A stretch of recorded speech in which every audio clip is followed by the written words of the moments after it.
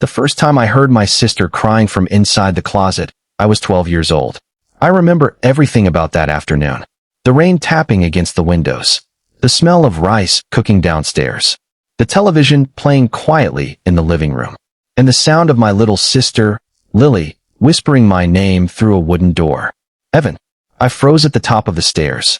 For a moment, I thought I had imagined it. Then I heard her again. Evan, are you there? I ran toward the hallway. The closet door was closed. I tried the handle. It didn't move. Lily, a tiny voice answered. Please don't tell Mom.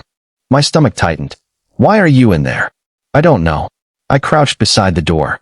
Are you hurt? No. Did you fall? No. Then why is the door locked? Silence. Then she whispered. She said I have to stay here. I looked toward the staircase. Our parents were downstairs. Who said that? Mom. I tried the handle again. I'm getting you out. No. Her voice suddenly became frightened. Don't. Why? She'll get angry. I didn't understand. My mother had always been strict, but locking a 7-year-old inside a dark closet felt completely different. Lily, you're scared. I know. Then I'm opening the door. Evan. She started crying. I looked around desperately for something I could use to unlock it. Before I could find anything, footsteps came from downstairs. My mother appeared at the end of the hallway. She stopped when she saw me. Evan. I stood up. Why is Lily in the closet? Mom's expression immediately changed. Go downstairs. Why is she locked in there? Because I told her to stay there. She sounds scared. She needs to calm down. She can't. Mom's eyes narrowed. You're 12. You don't decide how we discipline your sister. I pointed toward the door. She's 7. Mom walked closer. Go downstairs. No. That was the first time I had ever openly defied her. Mom stared at me as though she couldn't believe what she was hearing. Then my father appeared behind her. What is going on? Your son is interfering again. Dad looked at me. Evan, go downstairs. Let her out. His expression hardened. You don't understand what's happening. Then explain it. Neither of them answered. I looked from one parent to the other. Why won't you tell me? Dad sighed. Your sister has problems. I glanced at the closet. She's scared. Exactly. That doesn't mean you lock her up. Mom crossed her arms. She has to learn. Learn what? How to behave. I felt something inside me change. I had always believed adults knew better. But suddenly, I wasn't sure. Dad unlocked the door. Lily burst out immediately. She ran straight toward me and grabbed my shirt. I wrapped my arms around her. She was shaking. Her hair was messy. Her cheeks were wet with tears. It's okay, I whispered. Mom sighed. Look at her. I looked at Lily. What? She makes everything difficult. Lily lowered her head. I felt angry. She didn't do anything. Mom's voice became colder. You don't know what you're talking about. Then tell me. She hesitated. Finally, she said. Lily has autism. The word was unfamiliar. I looked at my sister. Then at Mom. What does that mean? It means she's different. Different how? She doesn't act like other children. Dad stepped in. People don't understand children like her. I frowned. So she needs help? Mom shook her head. She needs discipline. I didn't understand. Over the next few months, I began noticing things I had never paid attention to before. Lily hated the vacuum cleaner. Whenever Mom turned it on, Lily covered her ears and ran into another room. She hated crowded stores. She became upset when plans changed suddenly. She liked eating the same breakfast every morning. She could spend an hour arranging colored pencils from lightest to darkest. She remembered tiny details that everyone else forgot. And when she became overwhelmed, words sometimes stopped coming. Instead, she would rock slightly and cover her ears. Mom called it misbehavior. Dad called it attention-seeking. I started calling it what it looked like. Overload. I didn't know the word yet. I just knew my sister was struggling. One Saturday, our relatives came over. There were 12 people in the house. Children ran through the living room. Adults talked loudly. Music played from the television. Lily stood near the wall. She covered her ears. I walked toward her. Want to go upstairs? She nodded. Before we could leave, Mom grabbed her arm. Don't embarrass me. Lily froze. Everyone looked at them. Mom smiled at the relatives. She's just being difficult. Lily's eyes filled with tears. I stepped between them. She needs some quiet. Mom looked at me. Don't interfere. I can take her upstairs. No. Why? Because she'll learn that screaming gets her what she wants. She isn't screaming. Mom grabbed Lily's arm again. Lily started crying. I pulled out my phone. I'm calling Dad. Mom stared at me.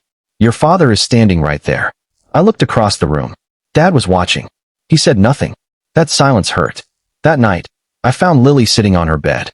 She had a blanket wrapped around her. Are you okay? She nodded. Then she asked, Am I bad? My heart broke. No. Mom says I'm bad. She doesn't mean it. Yes, she does. I sat beside her. You're not bad. Then why does she hide me? I didn't know how to answer. So I told her the only thing I knew. Because she doesn't understand. Lily looked at me. Do you? I swallowed. I'm trying. She leaned against my shoulder. And from that day forward, I started trying harder. I searched the internet whenever my parents weren't around. I read about autism. I learned about sensory overload. I learned that some autistic children needed predictable routines. I learned that communication could look different. I learned that forcing someone to behave like everyone else didn't make them less autistic. It only made them frightened. The more I learned, the angrier I became. Because my parents weren't protecting Lily. They were protecting themselves from embarrassment. They stopped taking her to family events. They told relatives she was extremely shy. They told teachers she was going through a phase. They refused to let anyone outside the family know about her diagnosis. And when Lily had a difficult day, they blamed her. Sometimes they locked her in the closet.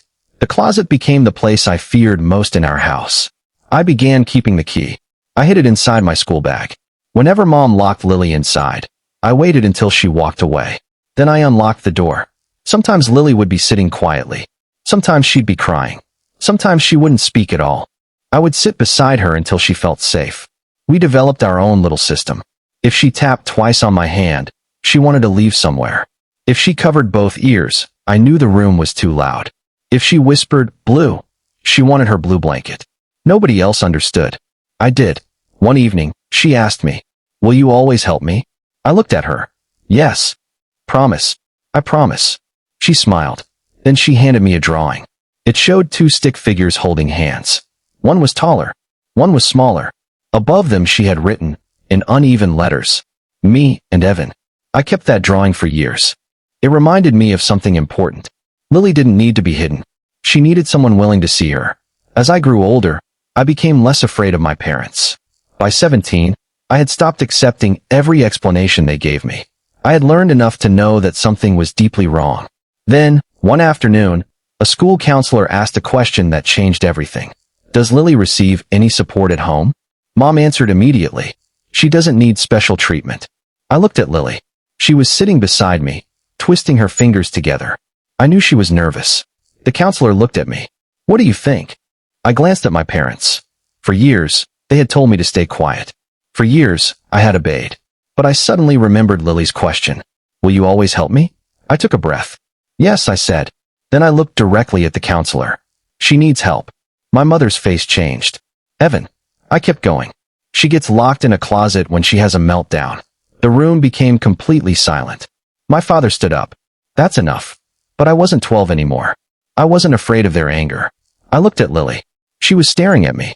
For the first time, she didn't look frightened. She looked hopeful. And I knew that whatever happened next, I couldn't take back the truth. Because keeping my sister's diagnosis secret had never protected her. It had only protected the people who were hurting her. The counselor's face changed immediately. What closet? My mother went completely still. My father looked at me as though I had betrayed him. Evan, he said quietly, you need to stop. I shook my head. No. My voice trembled, but I kept going. I won't stop. The counselor looked at Lily. Lily, are you safe at home? Lily stared at the floor. My mother answered for her. Of course she is. The counselor didn't look away from Lily. I asked Lily. For several seconds, nobody spoke. Then Lily slowly nodded. No. My mother's face went pale. I reached for my sister's hand. She squeezed it. The counselor asked another question. Does someone lock you in a room? Lily nodded. Where? She pointed toward me. I understood. The hallway closet. The counselor took a slow breath. Thank you for telling me. My father stood up. This is ridiculous. We never hurt her. I turned toward him. You locked her in a closet. For discipline. She cried. She needed to calm down. She was terrified.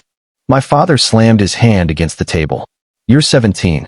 You don't understand what it takes to raise a child like her. That sentence made me angrier than anything else.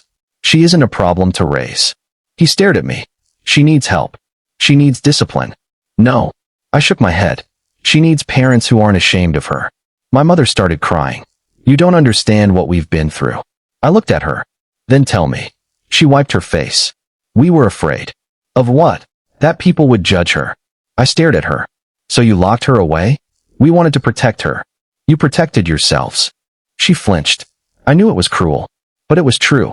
The counselor asked my parents to step outside. They refused at first. Eventually, they left. The moment the door closed behind them, Lily started crying. I hugged her. You did nothing wrong. She whispered. Are they angry? Probably. Are you leaving? No. She looked at me. You promised.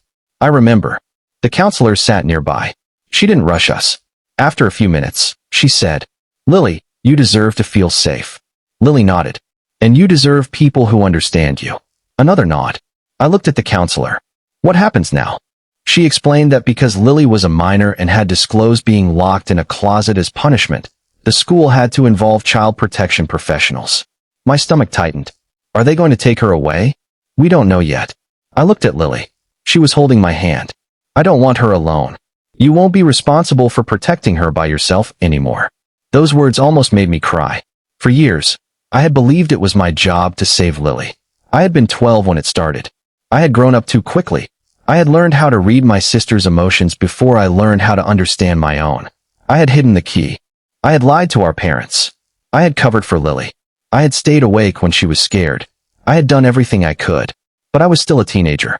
I wasn't supposed to be her entire safety system. That evening, the authorities came to our house. My parents were furious. My mother accused me of destroying the family. My father said I had exaggerated everything. But the counselor had documented Lily's statements. There were records from school. There were notes from doctors. There were